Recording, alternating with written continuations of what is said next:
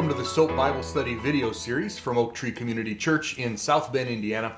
We have been working for just a couple of weeks through a short book, only 12 chapters, the book of Daniel. And basically we've done 3 chapters in each session, right? Each week. And we have down to the last 3. We are. 10, 11, and 12. It's always good getting to the end of a book. For some reason, I'm always so excited to get into a book and then get done with a book, too. You don't like the middle parts? No, well, actually, I really like Daniel from the book. And there's, like, last week, it was hard. I mean, there's a bunch of prophecy. What does it mean? How do we work our way through this? I mean, there's some dense things in there. Yeah. And maybe one of the easiest things, it was an epiphany to me, and that is just Daniel with his life, right? He started off in Jerusalem. They were attacked. He was taken to Babylon. And then I always thought Babylon got attacked and he was taken to Persia. But in reality, he just stayed in Babylon. Just stayed there, right? They just renamed it, right? Or and it would be like if our country took over, Canada or something, right? Yeah, we're not moving Canada. We're not moving Canada here. We're not moving there. It's just sort of absorbed or assimilated into the thing. We would set up our government. We would extend. Yeah, there would still be government up people there. Yep. But they would still live there. They would still, Well, and in fact, that's exactly what happened, right? That there was what they call them satraps. Yeah. Where there were 3 regional leaders, and of Daniel was one of them, and then 120. Goes lower. People below him in there, but that would have been for Babylon. Yeah, and that they whole weren't region. changing the language. They weren't changing a lot of stuff. The average person out in the countryside may not have known it happened. Yeah, right. Or not for a while, right? Right.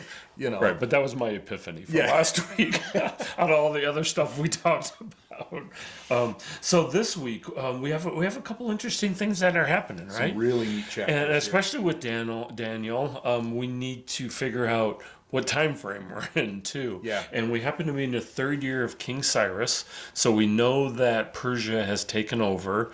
And like we said, he's still in Babylon, right. And Daniel's in his 80s, right? So so he's getting older. We're probably 68, 69, 67, somewhere in their late, high 60s number of years since Daniel was taken in chapter 1. Right. So not quite 70 years, so the captivity's almost over, really pushing toward the end of that time. Yeah, that is a really important part. Yeah, it says that Daniel was in mourning, but it doesn't say why. He was fasting, he was mourning, he was praying. This is not the same as chapter 9, because chapter 9 was in the 1st year of Darius, which was shortly, right after the fall. This was upwards to a couple of years later. It doesn't tell us what he was going through. Maybe he was still focused on, hey, our captivity's almost over. But it's... Because that is one of the things he learned last week. Yeah. Captivity's 70 years. Hey, we're like there. Yeah. It's going to be happening soon. And the book of Jeremiah says, in order to be released from captivity, you have to turn back to me. So what does he do in chapter 9? He confesses, and he starts, Right. And we took that for the nation. For the nation, sort of acting on behalf of the nation so that they can go back to their land. Right. So here we see Daniel has a vision, and we're kind of used to him interpreting dreams, but this is a vision, and he sees a man. Yeah.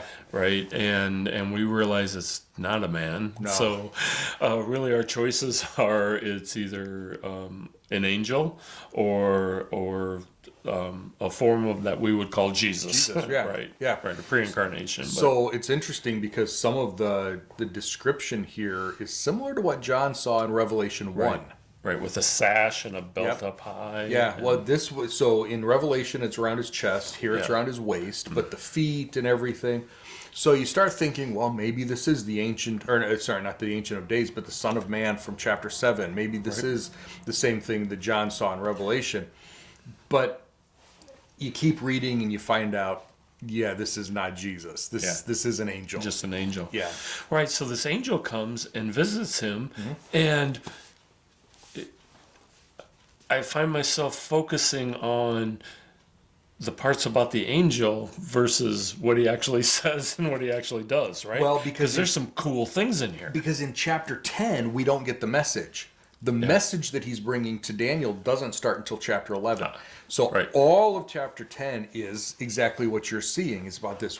Like, well, I didn't know any of this. I would have been here sooner, but I was delayed. They held me up, and you're like, who's they? And who can do that? Yeah, exactly. What kind of force can hold up an angel? Well, so Daniel, and then he had to get help. Daniel was fasting and praying for 21 days. It says 3 weeks. Yeah. And then angel shows up and says, as soon as you prayed, the message went out and I was sent on my way. And I've been stopped for 21 days. So even pulling that apart, not the fasting from Daniel, but the word went out. Yeah. A prayer went out. So our prayers are heard, or at least Daniel's prayers. Yeah. Daniel's prayer was immediately. Heard. Yeah. And the response action was taken. Immediate. Yeah. And then he got held up. Yeah. So who held him up? Well, the Prince of Persia, which I used to think was just a video game. Yeah, right. And a really bad movie not too many long years ago. Right. Yeah. So, but what this tells, and he says that the Prince of Persia held him up, and he's got to go back because eventually the Prince of Greece is coming, which we know from previously in Daniel that Greece is taking over Persia. Right. So that tells us that there is some kind of demonic leader behind these human governments. Right. That is helping this stuff. Right. But there's so much we don't know, right? Yeah. Is there an angel side, a demonic side, and a God side for each? Or? Well, and it says that, but there were some others, right? So there's this big one, there's levels, which fits perfectly with the way Paul's description in some of his letters with principalities and powers and rulers in heavenly places. He saw some kind of hierarchy, which actually does come right out of Jewish, I don't want to say legend, but Jewish, say, oral tradition. That these certainly have these different levels of angels. But we have biblical text here that proves it. Yeah. And there's this battle going on. God sent a messenger, and Satan's forces around this planet said, no, you can't come into my country. Right. Right. And held him up. And what does held up mean? Right. Yeah. So we don't know. But, and so he had to call for reinforcements. And Michael, who is the prince over Israel, came and helped him and broke through, and he's like, okay, I got to give you this message, but I got to get back to the battle. So right. So this is the second named angel that we know of in Michael in Daniel. Yeah, Michael is Gabriel was and Michael before, and Michael is named as Is he named as an archangel here, or was he just an angel? Well, one of the leading princes, right? Prince. So he was set apart, but not one of the chief princes. So the word archangel just means chief angel or something, right? Ruler of angels. So but over Israel, right? Which shows up again in chapter 12. Yeah, but also the great prince who watches over your people. But also, if you remember, there is no Israel. I mean, at this point, the land is still there, but the people aren't there, and there's the remnant. Well, where are the people of Israel? Well, they're in Babylon, Persia. So that's what I mean. Yeah, so it makes sense that he's there. Yeah, exactly. And they're very soon to be going back, so a lot of things are going on. Yeah, this is like two sentences. There is a lot of stuff in Daniel 10 that tells us about angels that we really don't get almost anywhere else in Scripture. Yeah, there's really some packed stuff in there. Okay, so I'm ready to move to chapter 11. Yeah, and chapter 11 turns out is a history lesson, mostly. Right. Yep. And this would have been future for Daniel, but for us, obviously, it's in the past. And a lot of it is talking about how we're getting from Persia to Greece to Rome. And it talks about a number of rulers. I don't think it names any rulers. No. Right, but it does name areas.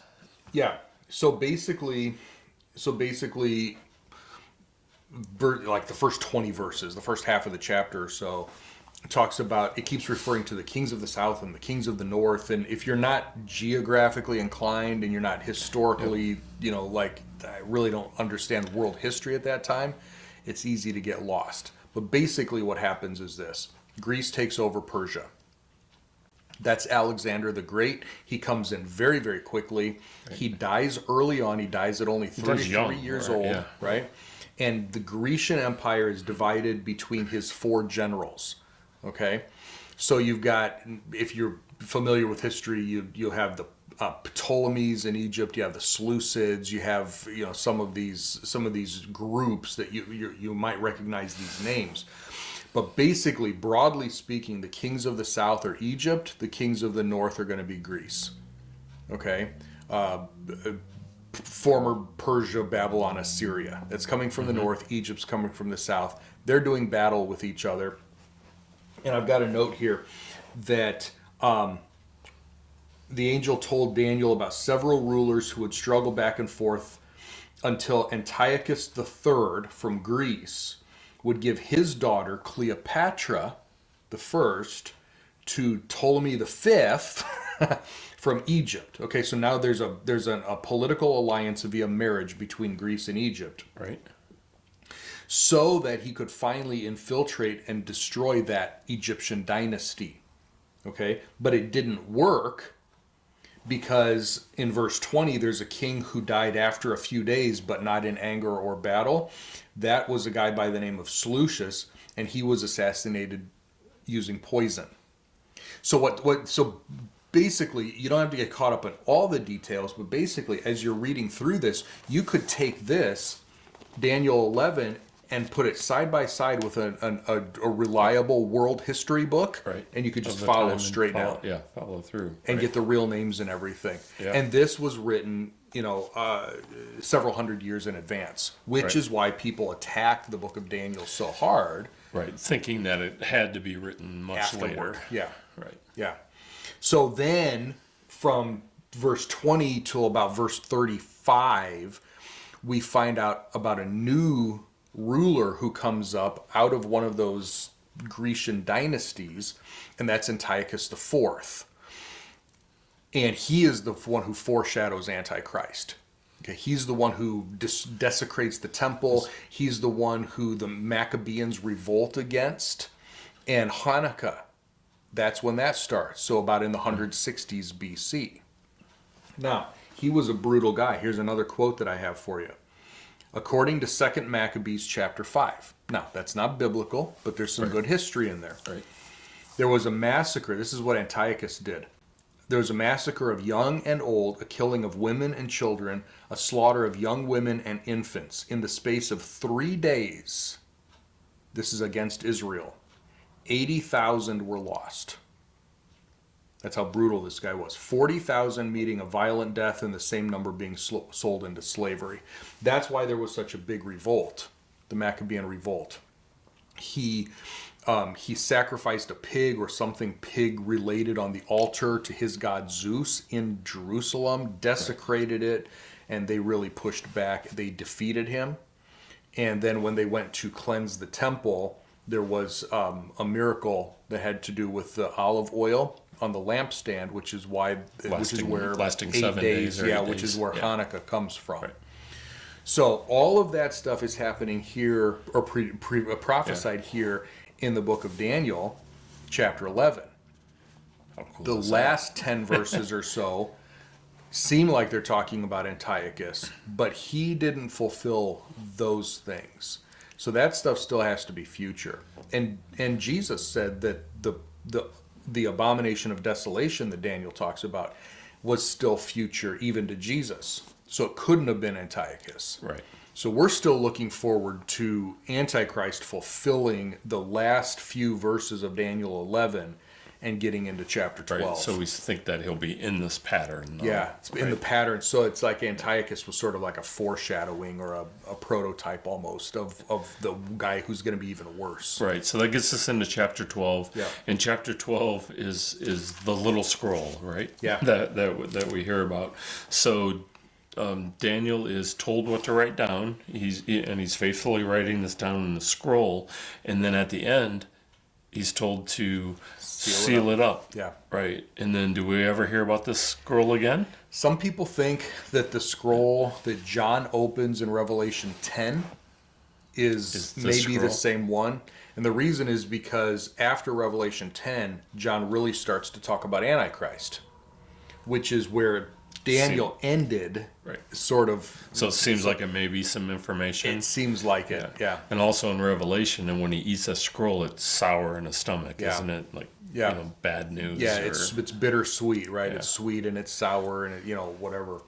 It's really interesting that the beginning of chapter 12, there at that time Michael, the great prince who watches over your people, will arise. There will be a time of distress unlike any other from the nation's beginning up to that time. Well, in Revelation 12, we see Michael doing battle with Satan, defeating Satan, casting him to the earth, and from that point on, Satan, the dragon, goes after Israel in a way that he's never done before. So that fits here. Right. And then after those days, there's a resurrection. Well, that's Old Testament saints being resurrected into the kingdom. So this lines up perfectly with With end what we times. see in Revelation, what we've already seen here in Daniel. Yeah. And we find the phrase time times and half a time, Right. which is shown earlier in Daniel, and it shows up in the Revelation for the last 3.5 years of. So is that the only place where we get a timeline for the tribulation period being 7 years? The 70 weeks in chapter 9, the times and half a time in chapter 7 and chapter 12. But both in Daniel. Both in Right. Daniel. But then that phrase is interpreted for us in the Revelation as 1,260 days or 42 months. Right. And 42 months is 3.5 years, Yeah. which then fits that the 70th week has to be 7 years, which fits in with the math that we talked about last week. Yeah. So it absolutely all fits together. There's no question that it all fits together. Yeah. How cool is that? Yeah. Now, there's one more thing, though. At the end, he talks about 75 more days. It's not just the 1,260, but blessed is he who lasts to 1,290 and then 1,335. So from 1260 to 1335 is an additional 75 days. What some people think is that after the second coming, after Jesus comes back, there's going to be this 75 days of judgments, cleanup, whatever, before the kingdom actually begins. Mm-hmm. And so if somebody makes it into that, then of course they're blessed, to be able to get Right. into it. So, but it just interesting things like, there's a 75-day gap here. Oh, okay, that's good to know. Yeah. So, but you, Daniel, go your way until the end. You'll rest, and then at the end of the days, you will arise to receive what you have been allotted. So we see that as the resurrection of the saints, like Yeah. you said, and distribution of gifts. Yeah. Right. Based on what people have done with their lives. Yep, same thing that we talk about for Christians at the judgment seat of Christ. We're going to see Some rewards. that same type Yeah. of thing for Old Testament saints as well. Yeah. Yeah. And so the cool. fact the book ends with resurrection is just pretty cool. Yeah. Phew, that's a long way. You know what though? It's It is. It's well pretty worth cool. putting some time into Daniel. Yeah. Yeah. And I think the big takeaway is we can see how much has already been fulfilled very literally. We can trust that God will fulfill the rest very literally, like he said. He promises resurrection. We can trust him for that. I'm looking forward to seeing, my name comes from him, right? In the biblical Daniel. I'm absolutely looking forward to meeting him in person and, talking to him. Doesn't mean you get to meet him. All right, all the Daniels over here. Yeah, right. Take a number. Where's all the Garys?